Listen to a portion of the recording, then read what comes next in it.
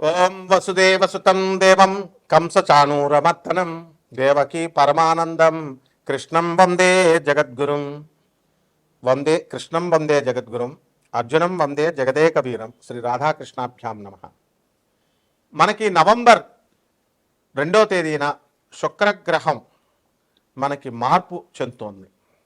ఈ శుక్రగ్రహము కన్యా రాశి నుంచి తులారాశిలోకి మారుతున్నాడు. అదేవిధంగా ఈ యొక్క గురుగ్రహము ఆల్రెడీ మనకి కర్కాటక రాశిలో ఉన్నాడు, ఉచ్చ స్థితిలో ఉన్నాడు. అయితే నవంబర్ 16వ తేదీ వరకు మనకి తులలో రవి నీచపట్టి ఉన్నాడు. ఆ తర్వాత ఆయన వృశ్చిక రాశిలోకి వెళ్ళడం అనేటటువంటిది జరుగుతుంది. అలాగే బుధుడు కూడా మనకి నవంబర్ మొదటి 2 వారాల వరకు కూడా వృశ్చిక రాశిలో ఉండి ఆ తర్వాత తులారాశిలోకి వక్రిస్తాడు. అలాగే శని ఆల్రెడీ వక్రించి మనకి మీనరాశిలో ఉండడం అనేటటువంటిది జరిగింది. కేతువు సింహరాశిలో ఉండడం జరిగింది. ఇది ప్రస్తుతం ఉన్నటువంటి గ్రహ పరిస్థితి. ఈ రీత్యా మనకి ముఖ్యంగా శుక్రగ్రహ మార్పు వల్ల ద్వాదశ రాశుల వారికి ఏం జరగబోతోంది మనం ఈ వీడియోలో తెలుసుకుందాం. సంపదలు అని అనగానే ప్రతి మనిషికి ఆశ ఎక్కువ. డబ్బులు బాగా సంపాదించాలి, బిల్డింగ్లు కట్టాలి, కార్లు వెహికల్స్ కావాలి, భార్యలు, ఇలా అనేక రకమైనటువంటి భూలోక సంబంధమైనటువంటి కోరికలు ఎక్కువగా ఉంటాయి. అందువలన దానికి సంబంధించే ప్రతి మనిషి కూడా ఇహలోక సుఖాల కోసం తాపత్రయపడుతూ ఉంటాడు, కష్టపడుతూ ఉంటాడు. అందులో తప్పేం లేదు. అయితే పరలోక సాధన మోక్షం కూడా అవసరమని శాస్త్రాలు, పండితులు, గురువులు చెప్తున్నప్పటికీ కూడా వాటి మీద మనకి అంతగా మక్కువ ఉండదు. ఇప్పుడు మన బంధువుల్లో ఎవరైనా చనిపోతే స్నేహితుల్లో వెళ్తాం మనం. శ్మశాన వైరాగ్యం ఆ 10 నిమిషాలే అనిపిస్తుంది. మనం ఏం సంపాదించాం, ఏం పట్టుకెళ్తున్నామని. మళ్ళీ ఆ 10 నిమిషాల తర్వాత బయటకు వచ్చేసిన తర్వాత, శవాన్ని కాల్చేసిన తర్వాత బయటకు వచ్చిన తర్వాత మళ్ళీ ఇళ్ళు కోసం, డబ్బు కోసం, సంపాదన కోసం వెంపర్లాడుతూ ఉంటాం. దీన్నే శ్మశాన వైరాగ్యం అంటారు. ఇవన్నీ ఇవ్వకుండా మనకి శుక్రగ్రహము అనేటటువంటిది సంపూర్ణ శుభ ఫలితాలను ఇచ్చేటటువంటి గ్రహం అన్నమాట శుక్రగ్రహం. కాబట్టి భూలోక సంబంధమైనటువంటి సంపదలు లేకపోతే ధనమూలం మిదం జగత్ అన్నారు. కాబట్టి ఇహలోకంలో ధనం లేకపోతే అడుగు తీసి అడుగు వేయలేం. అందువల్లనే కలియుగంలో ఒక పాదం మీద ధర్మం నడుస్తుందని బ్రహ్మగారు చెప్పినప్పటికీ కూడా మరి ఈటింగ్ అండ్ మీటింగ్ పాలసీ అనేటటువంటిది కలియుగంలో ఎక్కువగా ఇప్పుడున్నటువంటి ఆధునిక కాలంలో నడుస్తుంది. నిద్ర, భయము, మైథునము, ఆ తర్వాత ఆహారము, ఇవి జంతువులకి మనుషులకి సమానంగా ఉంటాయి. కాబట్టి ఎవరికి కావాలండి ఈ ధర్మాలన్నీ కూడా? మనం శుభ్రంగా కావాల్సింది తినాలా, మంచి బట్టలు కట్టాలా, మంచి ఇళ్లల్లో ఉండాలా, మంచి కారుల్లో ఉండాలా, తిరగాల, మంచిగా భార్య, పిల్లలు, సంసారం, ఇంకా ఎక్స్పాండ్ అయితే గర్ల్ ఫ్రెండ్స్, ఇలా కోరుకుంటూ ఉంటారు. ఇది తప్పేం కాదు. అయితే దీన్నే మనం పెట్టుకొని ఇహపర సాధన చేయకుండా కనుక పరలోక సాధన చేయకపోతే నష్టపోయేటటువంటి ప్రమాదం ఉంటుంది. కాబట్టి ఇవన్నీ ఇచ్చేటటువంటి వాడు శుక్రుడు. అయితే అందరికీ కావాలని తెలుసు కానీ అవి సాధించుకోవడం అనేటటువంటిది తెలియదు. ఇది శుక్ర ఉపాసన చెయ్యాలి. శుక్రుడ ఉపాసన అనేటటువంటిది ఒక రహస్యమైనటువంటి ప్రక్రియది. శుక్రాచార్యుడు సాక్షాత్తు మహాలక్ష్మీదేవి యొక్క సోదరుడు, భృగు మహర్షి కుమారుడు. అందువల్లనే లక్ష్మీదేవిని భార్గవి అంటారు, భార్గవుడు అని చెప్పేసి మన శుక్రాచార్యుల వారిని అంటారు. ఈయన రాక్షసుల గురువు కూడా. కాబట్టి మీరంతా కూడా సూక్ష్మమైనటువంటి విధానం ఏమిటంటే, మనుషులు మీరు తినాలనుంది తినేసేయండి, తాగాలనుంది మీ ఇష్టం. అంటే మీ కోరికలు అనేటటువంటిది భూలోక కోరికల్లో ఎవరికి కొన్ని లక్ష్యాలు ఉంటాయి. ఆ లక్ష్యాలని సాధించుకోవాలని మీ ప్రయత్నాలు చేయండి. దీనికి ఏదో త్యాగాలు చేయమంటలా, ఎవరికి నచ్చినట్టు వాళ్ళు చేయండి. భగవత్ సాధనకి మనము నియమాలు, ఈ నిష్టలు, తర్వాత ఇవన్నీ కూడా చెప్పుకుంటూ వచ్చాం. అవన్నీ ఎవరికండి? ఆధ్యాత్మికంగా ఎదగాలనుకునేటటువంటి వాడికి. ఈ శుక్రాచార్యుడి పూజలకు అవన్నీ అవసరం లేదు. అంటే మోక్షం కావాలనుకున్నప్పుడు, భగవద్ దర్శనం కావాలనుకున్నప్పుడు మనం ఇవన్నీ చేస్తాం. ఎప్పుడైనా ఉల్లిపాయ తినం, వెల్లుల్లిపాయ తినం, లేకపోతే బ్రహ్మచర్యం పాటించడము, ఇలాంటి ఎథిక్స్, మందు తాగకూడదు, ఎన్వి తినకూడదు, ఇలాంటి నియమాలు మనం పెట్టుకున్నాం. అయితే ఈ శుక్ర సాధనకి వచ్చేసరికి ఇవన్నీ కూడా భూలోక సంబంధమైనటువంటివి కాబట్టి ఇవి మామూలుగా ఈ పూజలు చేసుకునేటటువంటి వాళ్ళంతా కూడా శుక్రాచార్యుడికి ఎన్ని రోజులని చేస్తారండి? ఒక వారం రోజులు తినకుండా ఉంటారు, 41 రోజు తినకుండా ఉంటారు. బ్రహ్మచర్యం ఎన్నాళ్ళు మీరు పాటించుకుని ఉంటారు? సంవత్సరాలు పాటించుకుని ఉంటారా?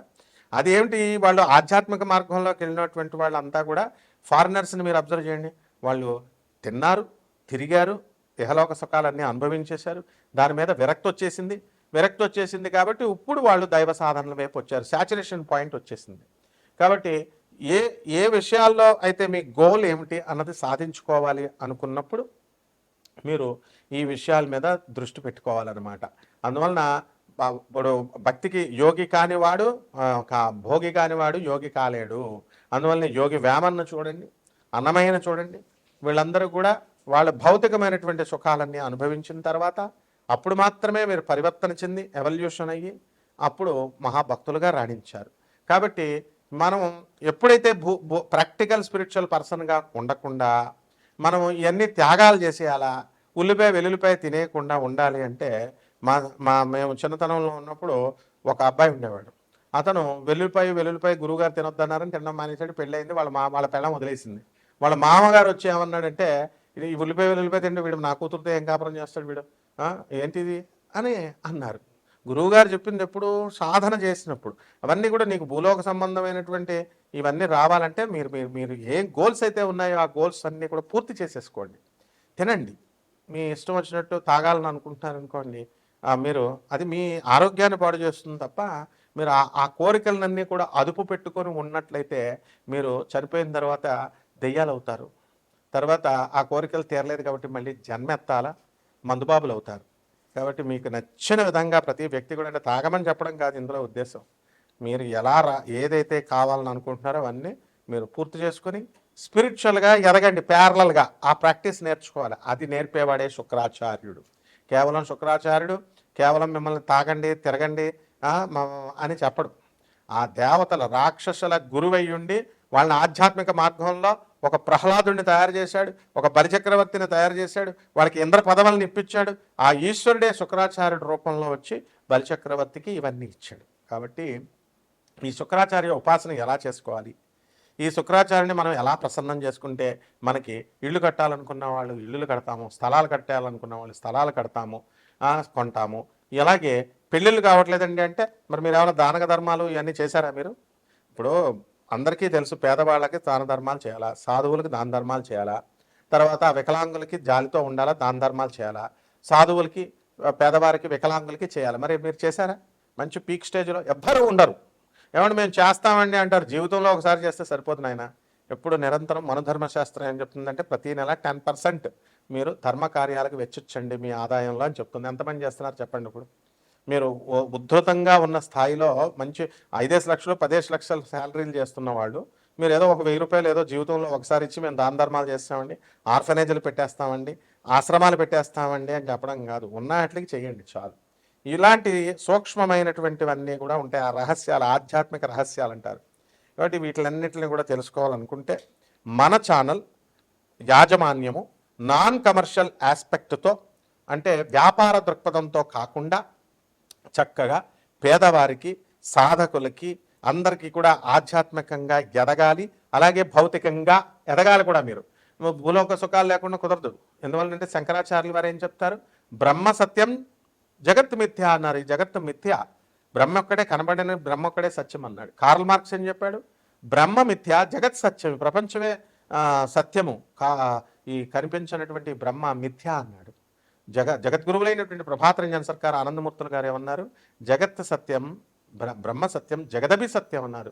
ఈక్వల్ ఇంపార్టెన్స్ ఇవ్వాలి. ఇలాంటి ఈక్వల్ ఇంపార్టెన్స్ ఏ విధంగా ఇవ్వాలి? మీ అప్పులు తీరట్లేదు, మీ అప్పుల బాధలు ఎలా పోవాలి మేము చెప్తాం. మీరు ఇళ్ళు ఎలాగా కొనుక్కోలేకపోతున్నారు, ఎలా కొనుక్కోవాలి మేము చెప్తాం. అంటే దీనికి సంబంధించి మనకిక్కడ డబ్బులు ఉంటే సరిపోదు, యోగాలు కూడా ఉండాలి. ఆ యోగాలు ఉంటే సరిపోదు, జాతకంలో వికసించాలి. గజకేసరి యోగం కొన్ని లక్షల మందికి ఉంటుంది. అందరూ చీఫ్ మినిస్టర్స్ అవుతున్నారా? యోగం కూడా వికసించాలి. ఇలాంటి విషయాలన్నీ కూడా నాన్ కమర్షియల్ ఆస్పెక్ట్తో అవన్నీ సూక్ష్మ రహస్యాలు మేము చెప్తాం. ఇవన్నీ గోచార రీత్యా ఈ 12 రాశుల వారికి కూడా శుక్రగ్రహ ప్రభావం వలన ఏ విధంగా ఏ రాశుల వారికి బాగుంటాయి, ఏ రాశుల వారికి బాగుండవు మనం చెప్తాం. కాబట్టి అది గోచార రీత్యా. కాబట్టి మీరు మీ వ్యక్తిగత జీవితాల్లో మీరు ఎందుకు పెళ్ళిళ్ళు అవ్వట్లేదు, మీ ప్రేమలు ఎందుకు ఫెయిల్ అవుతున్నాయి, మీ కుటుంబ కలహాలు ఎందుకు వస్తున్నాయి, ఇళ్ళు ఎందుకు కొనుక్కోలేకపోతున్నారు, ఉద్యోగాలు ఎందుకు రావట్లేదు, ఇలాంటి అన్నీ తెలుసుకోవాలంటే మీరు పరిపూర్ణంగా మీ జాతకం మీరు వ్యక్తిగత జాతకం తెలుసుకోవాలి. తెలుసుకోవాలంటే పంతులు గారు ఏదో బిల్డింగ్లు కట్టేస్తాడు, పంతులు గారికి డబ్బులు ఇస్తే అని కక్కుర్తుపడే మీరంతా కూడా చాలామంది గూగుల్లో చూసుకొని లేకపోతే మామూలు బయట అరకొర వచ్చినటువంటి జ్యోతిష్కుల దగ్గరికి వెళ్ళి మీరు డబ్బులు కక్కుర్తుపడి చేసినటువంటి వివాహాలన్నీ కూడా పటాపంచులు అయిపోయినాయి. అసలే ఈ కాలంలో వివాహాలన్నీ కూడా 10 చేస్తే 8 పోతున్నాయి. కాబట్టి ఎవరైతే సీరియస్గా కావాలనుకునేటటువంటి వాళ్ళు ఉన్నారో, మేము వ్యాపార దృక్పథంతో చెప్పడం లేదు, సమాజాన్ని రెనోవేట్ చేయాలి, రిఫార్మ్ చేయాలి, పునర్నిర్మాణం చేస్తున్నాం.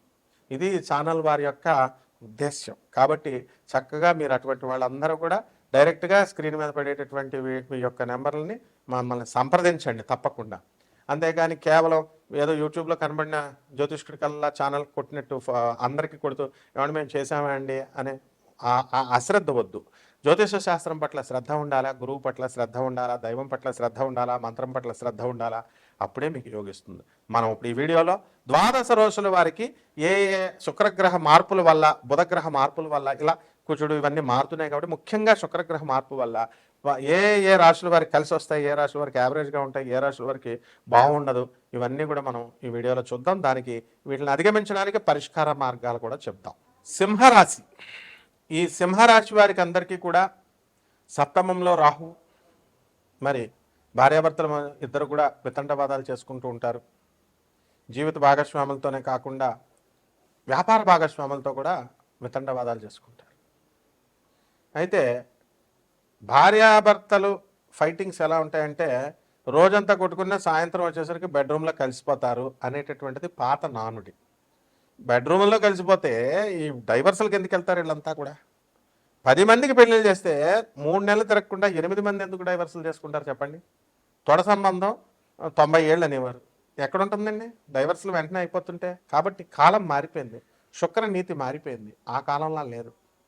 కాబట్టి ఇప్పుడు ఏం జరిగిందంటే చక్కగా ఈ శుక్రగ్రహ ప్రభావం వలన సింహరాశి వాళ్ళకి స్త్రీలందరూ కూడా వ్యతిరేకం అవడానికి అవకాశాలు ఉన్నాయి ఈ శుక్ర మార్పు వల్ల. కాబట్టి సింహరాశి వాళ్ళు వితండవాదాలు చేసుకోకండి. దంపతులతో విడాకుల వరకు వెళ్ళిపోతారు. వాళ్ళ ఇష్టం, భార్యాభర్తలు ఎవరిష్టం వచ్చినట్టు వాళ్ళు చేసుకోండి. చెవుల్లో దూదులు పెట్టుకోండి, తిట్టుకొని సాధించుకుంటూ ఉంటే. ఎవరిష్టం వచ్చినట్టు వాళ్ళు లైఫ్ లీడ్ చేస్తే సమస్యలు ఎందుకు వస్తాయండి మీకు? కోర్టులు ఎందుకు, పోలీసులు ఎందుకు మీకు? అసలు టైం వేస్ట్ చేయడానికా కోర్టులకి పోలీసులకి? కాబట్టి ఫారెన్లో చూడండి, ఫారెన్ కల్చర్ అంటారు. వాళ్ళు ఏమైనా చేసుకున్న వాళ్ళకి లాయల్గా ఉంటారు, వాళ్ళు చేసుకున్నంతసేపు. ఇక్కడలాగా కంత్రి పనులు చేసి మరి కొంతమంది చేసేటటువంటి విధానంలో ఉండరన్నమాట. కాబట్టి ఆదాయాలు బాగా పెరుగుతాయి. సింహరాశి వాళ్ళకి చాలా దయా స్వభావం. సింహరాశి వాళ్ళందరూ కూడా దాన ధర్మాల్లో నిష్ణాతులు. వీళ్ళు పొగడాలి, కాకపోతే వీళ్ళని పొగడలేక చచ్చిపోయి సన్యాసులు అయిపోయిన భర్తలు కూడా ఉన్నారు. 24 గంటలు ఎక్కడ పొగుడుతామండి బాబు వీళ్ళని అని. ఒక భార్య అడిగిందండి, ఏమని, తిన్నావా ఉన్నావా అని 4 సార్లు పలకరించాలంటే 45 సంవత్సరాలు వచ్చిన తర్వాత తిన్నావా ఉన్నావా అని గంటకి నేను ఎక్కడ ఫోన్ చేస్తా, పిల్లల్ని పెంచాలి తప్ప అని అన్నారు. కాబట్టి అతను చెప్పిన దాంట్లో కూడా ఉంది. జ్యోతిష్యం అంటే కేవలం నువ్వు కోటీశ్వరుడు అయిపోతావు, నువ్వు ఒక ఇంట్లో పడుకుని కష్టపడకుండా నీకు సూట్ కేసుల్లో డబ్బులు వస్తాయి, ఇది కాదు. లైఫ్ రియాలిటీస్ తెలుసుకోండి. కాబట్టి సింహరాశి వారికి అష్టమ శని గ్రహ ప్రభావం వలన అనేకమైనటువంటి అడ్డంకులు వస్తాయి. పనులన్నీ కూడా లేటుగా వెళ్తాయి. మీకు సొంత బ్రహ్మాండమైనటువంటి అమెరికాలో సుందరమైనటువంటి ఇల్లు ఉన్నప్పటికీ కూడా మీ పిల్లల్ని స్కూల్లో వేశారండి, అది వేరే రాష్ట్రం, అమెరికాలో వేరే రాష్ట్రం. కూతురును వేశారు, వాళ్ళు ఇంకో రాష్ట్రం, మీ ఇల్లున్నది ఇంకో రాష్ట్రం. మరి వాడేమో పాపం అనారోగ్య సమస్య వల్ల పిల్లడు పెద్ద లేవలేకపోతాడు. మరి ఇక్కడ ఇల్లుండి కూడా అక్కడ మళ్ళీ అపార్ట్మెంట్ వేరేదేదో తీసుకుంటారు, వాడిని లేపుతారు. ఆ హాస్టల్ వాళ్ళేమో, కాలేజీ వాళ్ళేమో మగాళ్ళ హాస్టల్ కాబట్టి మిమ్మల్ని తల్లిని లోనకు రానివ్వరు. ఇవన్నీ కూడా అనవసరమైనటువంటి ఖర్చు ఈ యొక్క సింహరాశి వాళ్ళకి ఈ నెలలో ఉంటుంది శుక్రగ్రహ ప్రభావం వల్ల. స్త్రీలు వ్యతిరేకమవుతారు కాబట్టి స్త్రీల జోలికి వెళ్ళకండి. ఇకపోతే పనులు ఆలస్యంగా అవుతున్నాయని కంగారు పడాల్సిన అవసరం లేదు. రైతులకు వివాహాలు అవుతాయి, పూజారులకు వివాహాలు అవుతాయి. చక్కగా మీరు అనుకున్న పనులన్నీ కూడా అనుకున్నట్లు సాధించుకుంటారు. కాబట్టి వ్యక్తిగత జాతకాలు చాలా ఉంటాయి. ఏంటి, సింహరాశి బాగాలేదని అనుకుంటున్నారు, బ్రహ్మాండంగా ఉంది. కాకపోతే ఏంటంటే మనశ్శాంతి లోపం అనేటటువంటిది మీకు మీరు చేసుకుంటారనమాట. అంటే ప్రేమను ఎక్కువగా ఆశిస్తారు, తప్పు లేదు. కానీ మీ భర్తకి టైం ఉండాలిగా మిమ్మల్ని, మీ ప్రేమను మిమ్మల్ని సేదతీర్చడానికి. ఇప్పుడు పరిహారాలు ఏమిటంటే రాహు జపం చేసుకోండి, రాహు స్తోత్రాలు చదవండి, రాహుకి కిలోంపావు మినుములను ఆవుపేట రంగు ఉన్నటువంటి వస్త్రాన్ని ఇచ్చి పేద బ్రాహ్మణులకి శనివారం నాడు ఉదయం 8 గంటలకు దానం చేసుకోండి. అలాగే శని అష్టమ శని కాబట్టి శని జపం చేసుకోండి, శని స్తోత్రాలు చదవండి. శనికి కిలోంపావు నల్ల నువ్వుల్ని నల్లని వస్త్రాన్ని ఇచ్చి పేద బ్రాహ్మణులకి శనివారం నాడు ఉదయం 5 గంటలకు దానం చేసుకోండి. అలాగే దశమహావిద్యల్లో ఒకటైనటువంటి మహాకాళి అమ్మవారి యొక్క హోమాన్ని మీ ఇళ్లలో జపం చేసుకోండి. బ్రహ్మాండంగా ఉంటుంది. శుభమస్తు.